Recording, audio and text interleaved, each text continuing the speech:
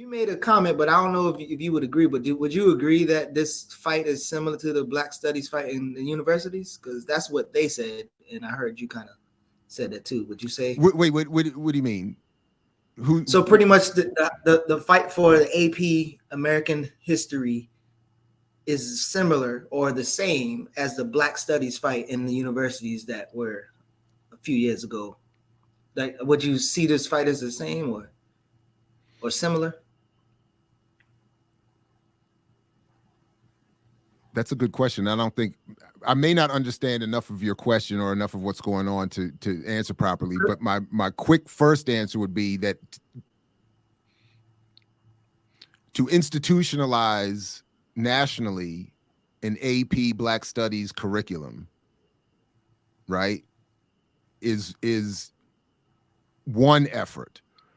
The effort of the Black Studies movement is to me something different.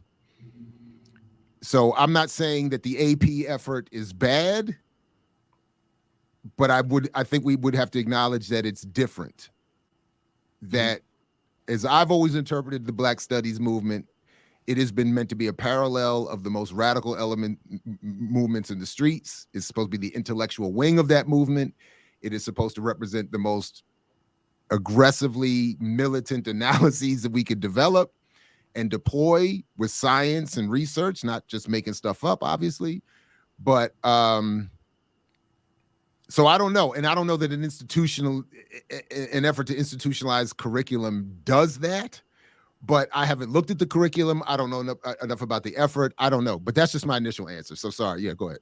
What do you think? No, I sent the curriculum, and I would say no, because pretty much Skip Gates is kind of behind the so that's the other thing. His involvement makes it a no for me just off the break. Yeah. Thank you, McYagermeister. I'll look into that. Thank you.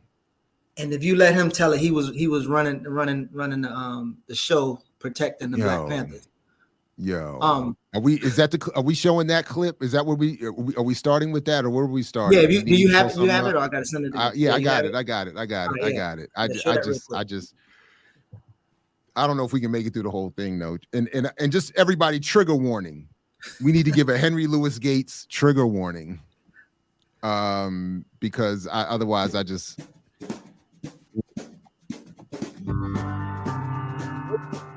pays to be Black. How fast does it take for him to mention that he went to Harvard or Yale? My name is Henry Louis Gates Jr., and I'm a professor at Harvard. I team teach with my friend Lawrence Douglas Bowman a large lecture class called Introduction to African American Studies. AAAS 10, the kids call it. And they also call it Blackness 101. Why do they call it that?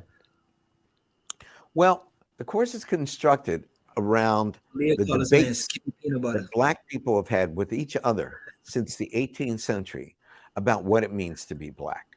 Now, why would we think of constructing an introductory course in that way? The roots trace to... So the first time I just want to stop real quick. One, I remember reading some interesting work on mass incarceration maybe 10, 15 years ago from Larry Bobo. So I just want to throw that out. I don't know where he went since or what he's doing, whatever. But the other thing is, I actually think when I first watched this, I think what he's saying is intriguing as an approach to a course that is great debates in black communities over time. I think the reason he's setting it up that way is scandalous, but the idea itself I think is pretty good. To New Haven, Connecticut, when I was an undergraduate at Yale University. Bam, Yale. Particularly my sophomore year, 1969 to 1970. That was the Wild West year of revolution. In April that year, we went on strike to defend the right of the Black Panthers to get a fair trial, which Bobby Seale was most certainly not getting. Where's the evidence in the courthouse located on the green? And I actually did try to look at that. Where's the evidence of his involvement in strikes in defense of the Black Panther Party? The whole country went on strike. But leading up to the strike that we launched in the middle of April was a long year of ideological debate and ideological discourse. Liggett's drugstore was on the corner of North Street and Elm Street. to get from Liggett's drugstore Look, 40 to the years from now, bookstore, the everybody will Yale have been in Co-op. Ferguson. I called it running the Everybody will gauntlet have because been right on the corner, as soon as you got to Liggett's drugstore, watching there was George a Floyd big get guy killed. with a beret, big afro, and he was selling the Black Panther paper. If you got past him, then there was a guy, very neatly dressed, white shirt, black suit, black bow tie, very short, closely cropped hair, in a Quo Vadis style. He was selling Muhammad Speaks. If you got by him, there was a white boy, scraggly hair, looking like a hippie, looking maybe a little unwashed, who was selling the SDS newspaper. So that you had to navigate your way around and through these various ideologies in order to get to the bookstore to buy books for your courses. And on campus, there were a lot of ideological bullies, people telling you that if you had white friends, then you weren't Black. Unless you had an afro, then you weren't Black. If you didn't wear dashikis, you weren't Black. If you didn't think that our first language should be Swahili, then you weren't Black. Blah, blah, blah, blah, blah. And the whole thing made me sick because I grew up in a very secure Black community. And the one thing I knew is that, well, today there are 42 million African Americans. There are 42 million ways to be Black. And real Black people hang out in barbershops, people hang out in beauty parlors, have no compunction at all about saying what they really feel about a particular issue. And no one stands up and tells them that they aren't Black enough. And I decided except Joe Biden, that if ever I was in a position of authority, that the gift that I would give my students and the testament that I would make in memory of the ideological bullying that we suffered, which had severe consequences on some of my contemporaries. I'm sorry. That's okay. enough. Real quick though, this intellectual bullying, for someone who has intellectually bullied Black academics and others for the last 30 plus years, that is a really disingenuous and upsetting comment for him to be making.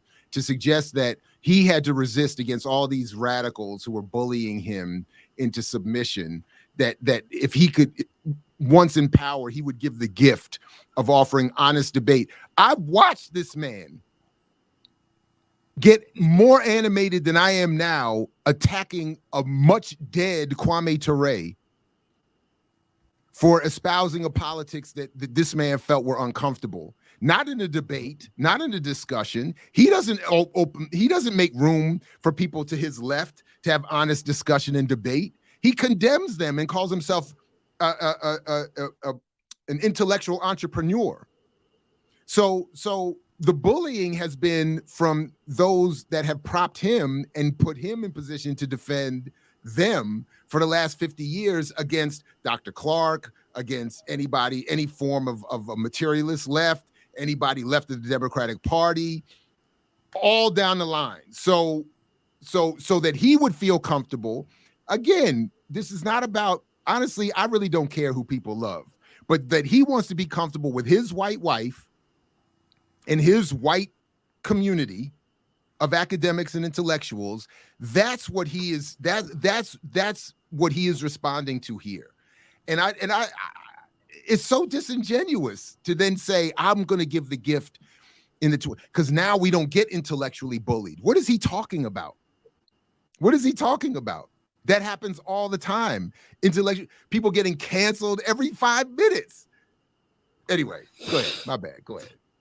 The Bucker got him mine. He got him mine. And so look, I don't know. You want me to show the I don't PDF? know if is that what you want? Yeah.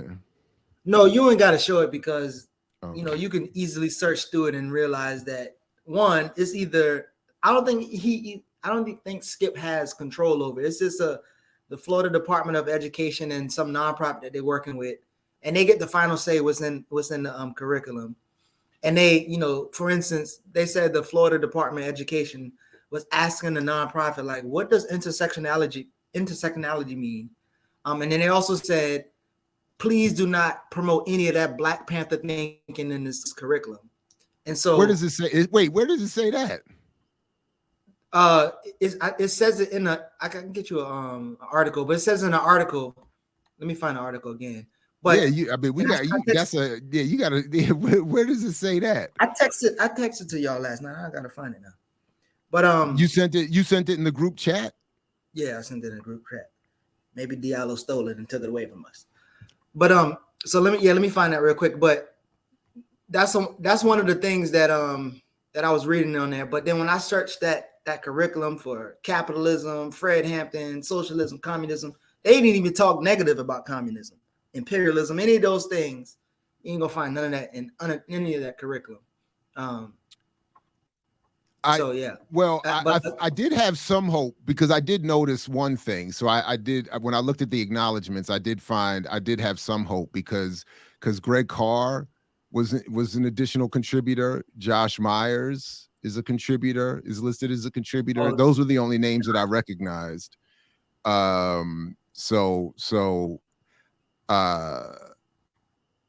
I did, all jokes aside, Myers' name, I was like, because I'm really enjoying his current book, but this right down here, boy, I don't know. So that's interesting. So, wow, socialism doesn't appear? Wait, nah. Because he said they're having the great debates. Didn't he? How did he describe it? That they're showing the great arguments in Black history. And so wait, how could socialism not even be? It's not even mentioned. Hold on, stop playing. Listen, okay, I so searched Afrocentric. my computer broke. No, socialism doesn't show up, but they do have some Afrocentric aesthetic. Let's see, Afrocentricity. I found that complexities, article. Special examinations, Afrocentricity and Black nationalism, the AIDS crisis, Africa and slavery. Wait, so where did the policy debates? Black Lives Matter, affirmative action, reparations, legacy of redlining, the Combahee River Collective and beyond, Black women, Black politics. But no, yeah, that's fascinating. Capitalism. Wait, the word capitalism is not in here? Only capital, as in capital city? So the word capitalism is not, the word capitalism doesn't show up. Wait a minute. One piece of capitalism in there. Wait a minute. All right, so white supremacist shows up a couple pages.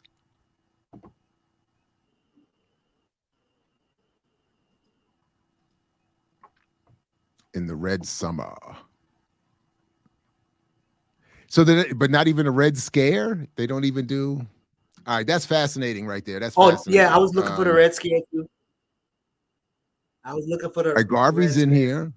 Actually, I didn't look up cooperatives and stuff like that, and I can't remember. They did mention Ella Baker, but they didn't go into cooperative. No cooperative. Co-op. Nope. And obviously, they muddled the Black Wall Street shit too. So they was that in there? They had like one line.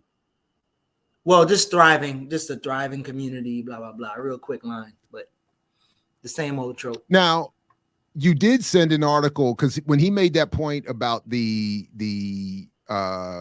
42 million ways of being Black, of course, his point on the underlying theme, of course, is that Black people are not meant to be seen as an internal colony or a nation within a nation. They're not meant to be seen as having any collective or unifying experience or history. Just 40 independent people, millions of people out there.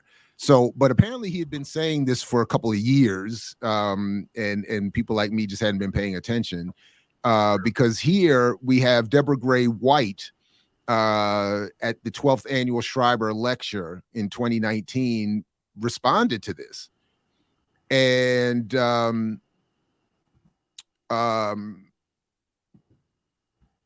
oh, no, that she's wait. If there are 40 million Black Americans and there are 40 million ways to be Black, said Deborah Gray White, the Board of Governors Distinguished Professor of History at Rutgers University, quoting the famous, right, she's responding, quoting the famous historian, Harvard historian, excuse me, Henry Louis Gates Jr.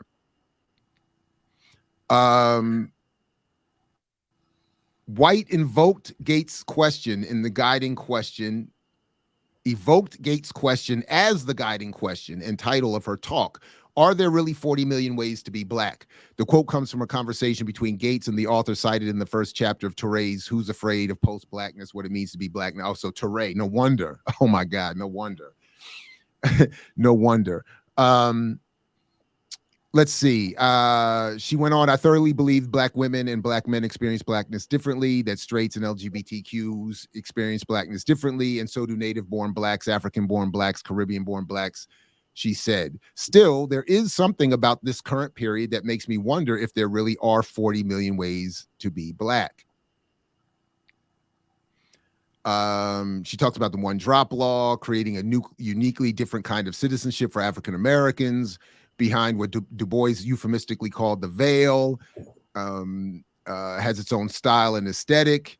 The idea of a singular black community emerged in the early 20th century. In 1897, Du Bois called for unity among us behind a singular flag, placed there by black hands, fashioned by black heads, and hallowed by the travail of 200 million black hearts beating in one glad song of Jubilee.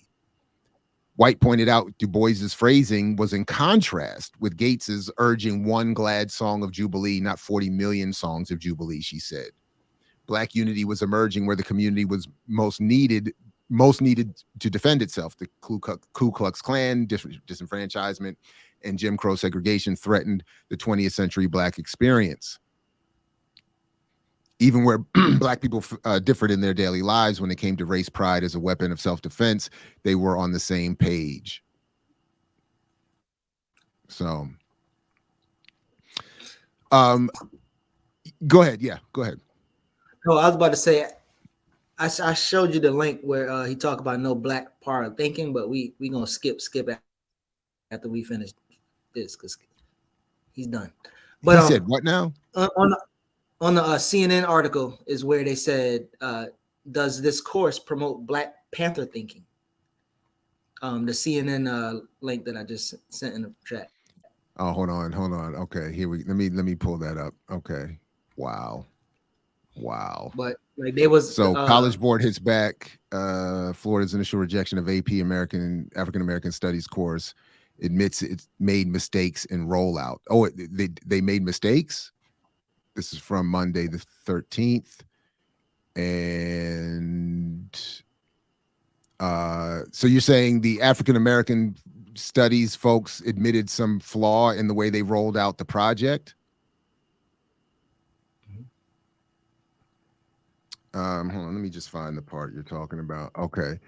The College Board reached out to Florida officials for details about how the proposed course framework violated state law, but didn't receive any of that information in subsequent phone calls with the department. The testing organization said these phone calls with FDOE were absent of substance, despite the audacious claims of influence FDOE is now making. The College Board statements reads, in the discussion, they did not offer feedback, but instead asked vague, uninformed questions like, what does the word intersectionality mean?